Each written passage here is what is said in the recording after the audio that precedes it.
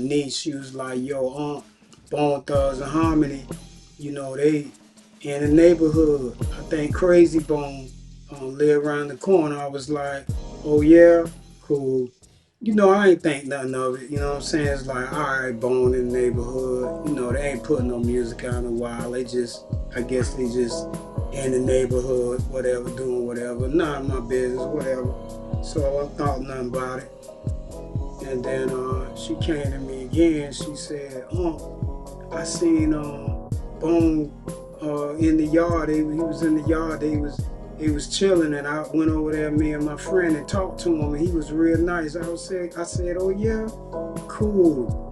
So it hit me. So I said, you know what? I said, next time you see him, I said, I'm gonna give you a CD. Tell him it's your uncle. He did work for Trick Daddy and Trina. See what happened. So I put the CD together with some beats on it, and it was 4 beats. And she saw him and she gave it to him. She gave it to the manager. I ain't hear nothing for a while. Matter of fact, shit, it was 6 months before I heard anything. 6 months I got a call. And normally I'd be gonna change my number, right? But for some reason I didn't change my number, because back then I was changing my number like every 6 months because people was giving my number. I was kind of hot. I got the call 6 months later. Well, it went like this. I answered the phone, and a young lady was on the phone. She was like, yo, this Stone? I was like, yeah, this Stone. And I was like, who is this? And she was like, Stone manager. The boys want to meet with you. They want to get some tracks from you. They want to hear some more new stuff. They're going to be in Miami, and they want to meet up with you. I was like, word? I was like, cool. That was big, right? So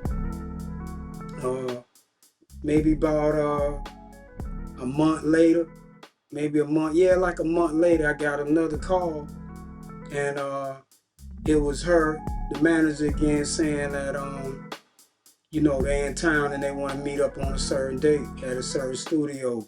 I was like, word, okay, cool, that's what we doing then. I was excited, you know, that was big for me. I had already did Trick, you know, that was big, but I was going to a whole nother level with the Grammy winning boys, you know what I'm saying?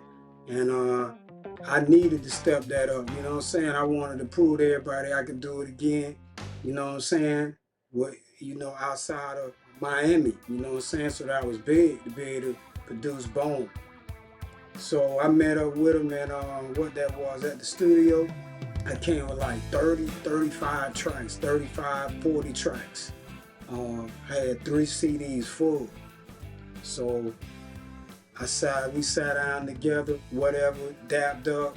Them boys had their little drink, little smoke. They were drinking on their little, I think they had a little hymn. It was Wishbone and Crazy Bone. The other guys weren't there, but those 2 showed up. So we going over the tracks. The boys was chilling, smoking out, real cool. Wishbone was real cool. You know, asked me a couple of questions, you know what I'm saying? And the rest is history.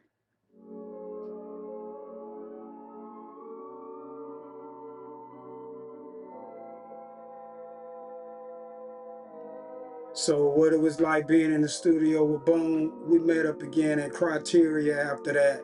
And they was in there dropping. I think everybody was in there that night, Lazy. It was a lit night. It was pretty lit. The boys was smoking. They bought their business though. Bone Thugs and Harmony bought their business. They loved their music. I love music, so it was a good matchup.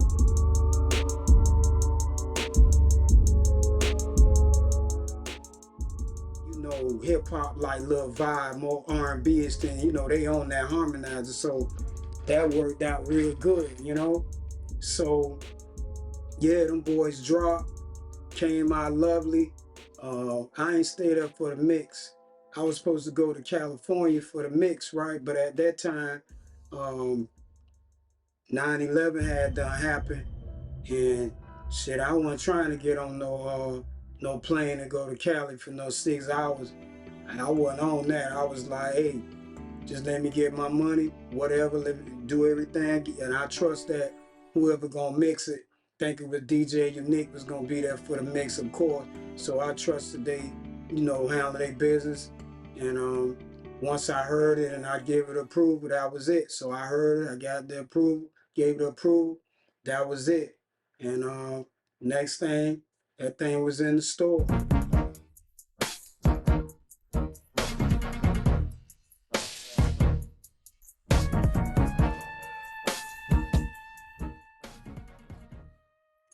Yeah, so after that, I mean, I got a call from Easy E wife Tamika Wright, and she was on some, they gonna use one of my songs for a soundtrack. I'm like, damn, it's just getting bigger and bigger.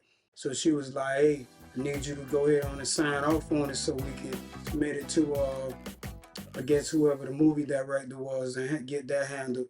The soundtrack, the song never got used on the soundtrack, but it did get used on a record that consists of Martin Luther King.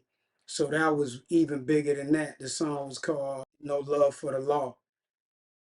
If you can accept it, you will leave those state troopers glutted with their own barbarity. If you can accept it, you will do something that will I'm glad it worked out like that anyway. You know what I'm saying? So I could be able to, pull up something with Martin Luther King on it. I mean, who could say that? You know what I mean? Ain't nothing bigger than that, honestly. You know what I'm saying? So yeah, that's how I went down with Bone. It was real chill. Them boys was real chill. If I could do it again, I would. You know what I'm saying? If they want to come out with something that fit what I do, I'm here, I'm ready to go. You know what I'm saying? I'm still in the game.